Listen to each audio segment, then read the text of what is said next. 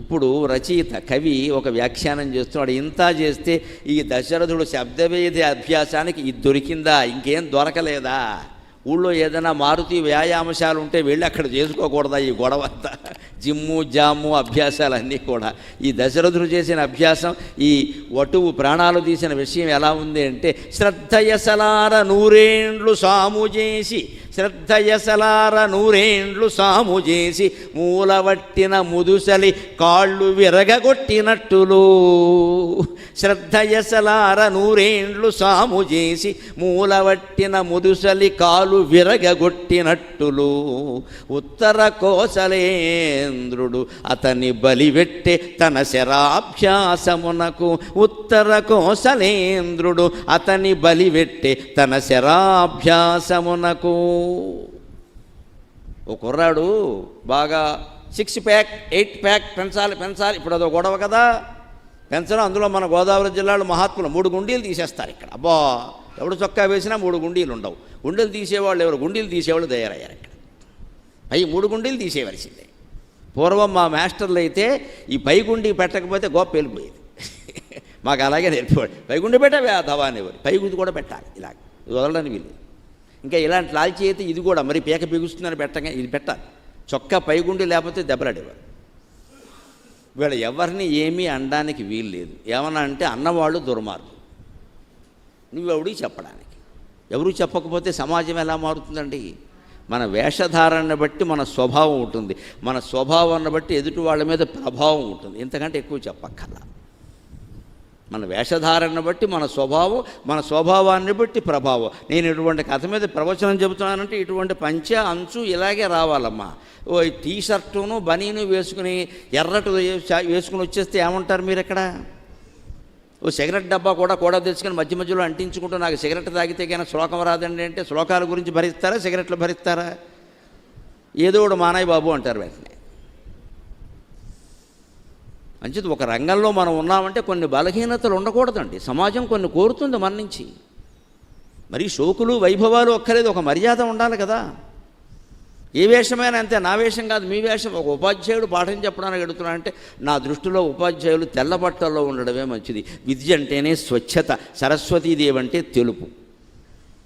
Yeah కుందేందు తుషారకార ధవళ yeah శుభ్రవస్త్రాన్విత అంటారు సరస్వతి ప్రార్థన. నిన్న చేశారు కదా. శుభ్రవస్త్రాలంటే ఉతికిన బట్టలు కాదు. శుభ్ర అంటే సంస్కృతంలో తెలుపు. మనం మామూలుగా తెలుగులో శుభ్రం అంటే ఉతికిన అంటాం. సంస్కృతంలో శుభ్రం అంటే ఉతకడం కాదు, తెలుపు. తెల్ల బట్టలే. శుచి, శుభ్రం ఈ 2 మాటలకి సంస్కృతంలో తెలుపు అని అర్థం. యా శుభ్రవస్త్రాన్విత. సరస్వతీదేవి తెల్లచీర కట్టుకుంటుంది అంటే వాళ్ళ ఆయన ఎర్రచీర కొన్నని చెప్పాడా? లేకపోతే బజార్లో దొరకలేదా? విద్యారంగంలో ఉన్నవాళ్ళు, విద్యార్థులు, ఉపాధ్యాయులు, పరీక్షాధికారులు అందరూ తెల్లని బట్టలాగా స్వచ్ఛంగా ఉండాలి అని దాని ఉద్దేశం. అందుకని ఆ ఉద్దేశాన్ని పాటించాలి. కానీ మనం సరస్వతీదేవి గుడిలోకి వెళ్ళిపోయి 25 తెల్లచీరలు పంచిపెట్టా, నీకేమి పుణ్యం రాదు, అనవసరపు ఖర్చు పెట్టాం. నేను పంచిపెట్టమని ఎవరు చెప్పలేదు ఎక్కడ. అది పేదవాళ్ళకి పంచిపెట్టు. నేనైతే అదే అంట. మొత్తం తెల్లచీరలను పట్టుకెళ్ళి గుళ్ళో ఇస్తే పూజారి గారి భార్య వస్తుంది కట్టుకోలేక, అస్తమానం తెల్లచీర కట్టుకుంటే చికా కూడా. పైగా మన గుళ్ళు సామాన్యమైనవా? మామూలు చీర వస్తేనేమో పూజారి భార్య కట్టుకుంటుంది, కాస్త మంచి చీర వస్తే చైర్మన్ గారి భార్య కట్టుకుంటుంది. నమశివాయ. అందులో మళ్ళీ తేడాలే. అన్నీ కట్టుకొని ఇస్తారేటి? దాని లెక్కలు బట్టి ఉంటాయి. ఇన్ని తేడాలు ఉన్న చోట దేవుడు ఎందుకుంటారండి? 100 గుళ్ళు కట్టినా, 100 ప్రార్థనలు చేసినా, 100 పూజలు చేసినా, 100 సప్తాహాలు చేసినా మన జీవితాల్లో దుఃఖం పోకుండా ఉండడానికి ఒక్క మాట చెబుతానని మీకు నచ్చినా నచ్చకపోయినా మనకి చిత్తశుద్ధి లేదు, నిజాయితీ లేదు. అందుకే ఈ పూజలు ఫలించవు. ఆ 2 ఉంటేనే ఫలిస్తాయి. ఏది ఎందుకు చేస్తున్నామో తెలియదు మనకి. చేరబెట్టాయి ఎందుకు పెట్టాయి?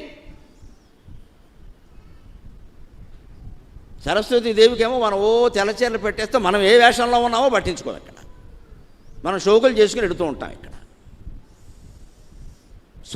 స్వచ్ఛత విద్య అంటే అది. అందుకే విద్యా శుభమూర్తి అన్నాడు ఆయన.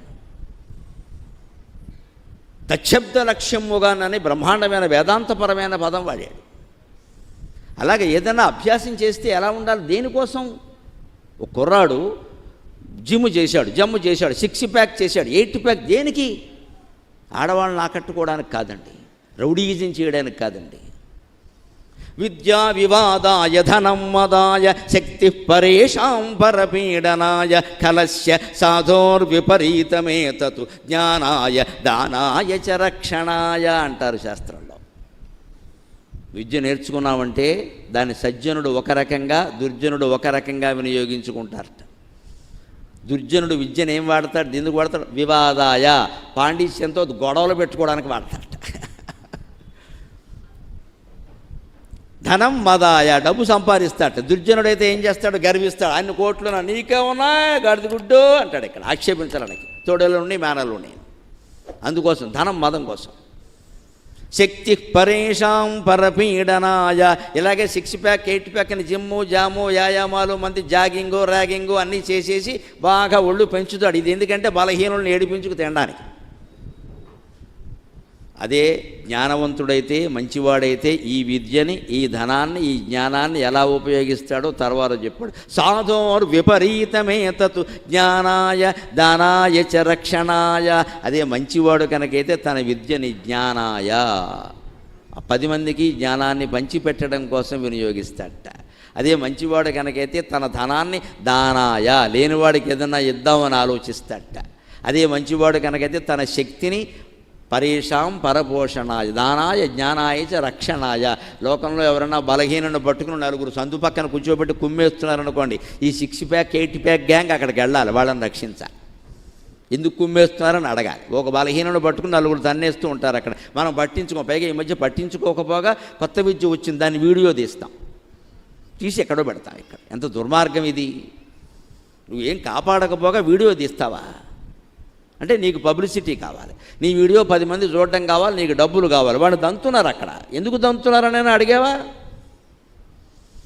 లేకపోతే అన్యాయాలు ఘోరాలు జరుగుతూనే ఉంటుంది. నడివీధిలోనే స్త్రీను నుంచోబెట్టి బలవంతంగా నగ్నం చేసి కొట్టేశారు బీహార్లోనో ఎక్కడో. ఎవడో పట్టించుకోకపోగా వీడియో తీశారు, నలుగురు కలిసి కొట్టేశారు స్త్రీని.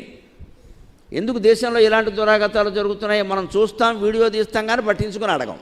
అసలు వీధిలో ఉండే వాళ్ళందరూ వెళ్ళి అక్కడికి వెడితే 50 మంది ఉంటే వాడు ఒక్కడు 2-3 ఏం చేస్తారండి? వెంటనే పరిగెట్టేస్తారు అక్కడి నుంచి. ప్రతిదీ మనకెందుకు పని సంపాదించింది దేనికి?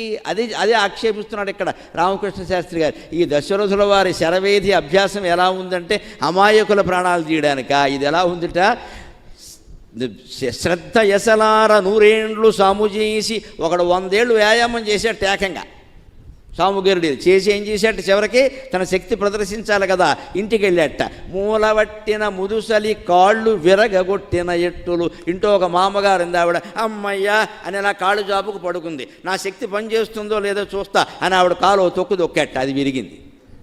అక్కడ నువ్వు చూపించాల్సిన ప్రతాపం మూల కూర్చున్న ముసలావిడ మీద.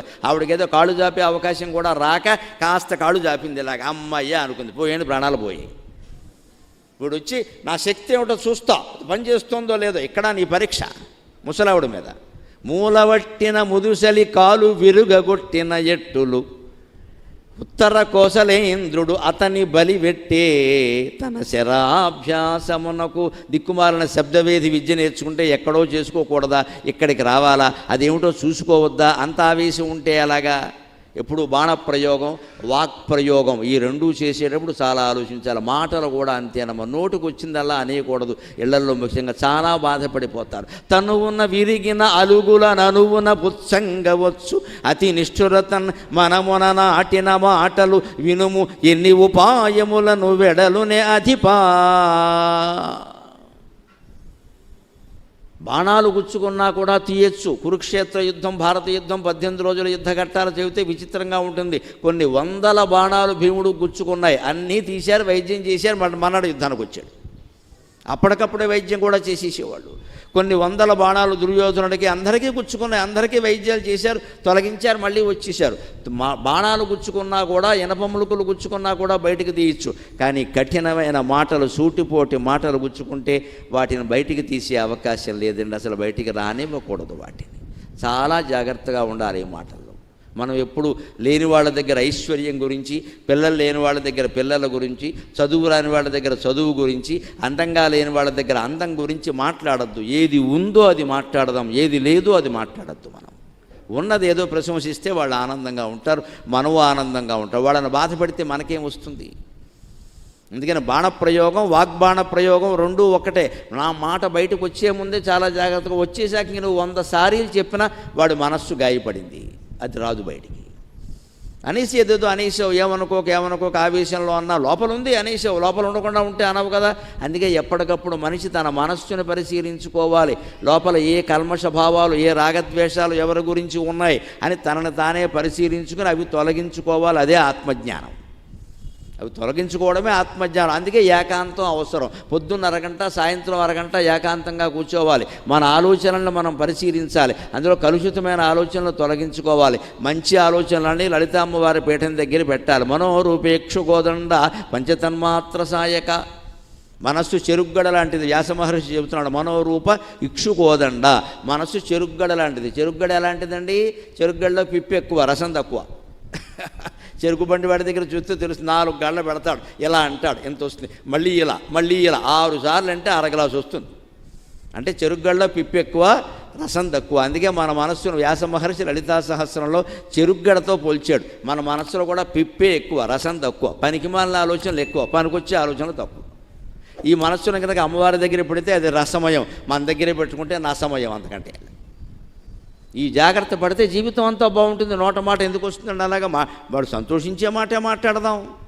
ఒకవేళ చెడ్డ మాట ఏదో కోపం వచ్చి అనాలి, రేపటికి వాయిదే వేద్దాం, ఇవాళ అమావాస్య మంచిది కదా రేపటికని వాయిదే వేద్దాం, రేపటికి మనం అనక్కలేకపోవచ్చు, ఇంకోటి ఎవడో అనేయచ్చు, మనకు గొడవ లేదు, మన చేతికి మట్టి అంటుకోలేదు, మన సరదా తీరిపోయింది. ఎవడో అంటాడేమో, మనకెందుకది అంత తొందరపడి ఎందుకని అలా తగాదా తెచ్చుకోవాలి? అది తప్పనిసరి అయితే వేరు. ఈ వ్యక్తిగతంగా ఇళ్లల్లో మాట్లాడుకునేటప్పుడు ఎవరి గురించి అయినా వ్యాఖ్యానాలు చేసేటప్పుడు చాలా జాగ్రత్తగా ఉండాలి. బాణప్రయోగం ఎంతో వాగ్బాణ ప్రయోగం కూడా అంతే. ఈ దిక్కుమాలిన అభ్యాసం అంతా ఈ పిల్లాడి ప్రాణాలు తీయడానికి వచ్చింది. ఇది అతని బలివెట్టే తన శరాభ్యాసమునకు. ఆ ఘట్టాన్ని గురించి నిజంగా ఎలా ఉంటుందో చెబుతున్నాడు. దైవమా ఎంత చేసితి అర్థంబు లేదు నీదు పనులకు. కథ విన్న వాళ్ళకి ఎవరికైనా ఏమనిపిస్తుందండి? మంచి చేస్తే ఇలాగే జరుగుతుంది అన్నమాట. అందుకే వాళ్ళకి నీళ్ళు ఇవ్వకూడదు, నీరు కూడా తేకూడదు, అలా కూడా ఆలోచిస్తాం మనం. ఏది కథలో జరిగిందో అదే పట్టుకుంటాం. అక్కడ శివుడు గుళ్ళో శివుడి నెత్తి మీద దేవుడు మొగలు పువ్వు పెట్టద్దు అంటే మనం ఎక్కడ మొగలు పువ్వు పెడదామో అని జాగ్రత్త పడతాను తప్పితే అబద్ధం ఆడకుండా ఉందామని ప్రయత్నం చేయ. అది కుదరదు. అబద్ధాలే. మొగలు పువ్వు మాత్రం నేను ఎప్పుడు పెట్టను. నువ్వు మొగలు పువ్వు కాదు మొక్కజొన్న పువ్వు తిట్టమ్మా, శివుడేమంటే ఇక్కడ అబద్ధం ఆడడం మానేయాలి. ఎందుకు వచ్చింది అది? ఆవు అబద్ధం ఆడింది, అందుకని దాని ముఖం చూడొద్దు అన్నారు. మొగలు పువ్వు అబద్ధం చెప్పింది, అందుకని దాన్ని శివుడికి అర్చన చేయొద్దన్నారు. బ్రహ్మదేవుడు అబద్ధం చెప్పాడు కాబట్టి ఆయనకి అర్చన లేకుండా చేశారు. మనం అబద్ధం ఆడకుండా ఉండాలి, కానీ ఈ ప్రక్రియలు పాటించడం ఏంటి ఇక్కడ? నాకు మొదటి నుంచి తగదా అదే. ఏది ఎక్కాలో అది ఎక్కట్లేదు, ఏది ఎక్కకూడదో అది ఎక్కుతాం. మూఢనమ్మకాలంటే ఇవే. నేను ఎప్పుడు మొగలు పువ్వులు పెట్టను, నేను ఎత్తిమీ పెట్టుకుంటున్నా, మొగలు పువ్వులు ఇక్కడ అక్కడ పెట్టమాట. శివుడికి ఇష్టం లేదు, భగవంతుడికి ఇష్టాయిష్టాలు ఉంటాయండి.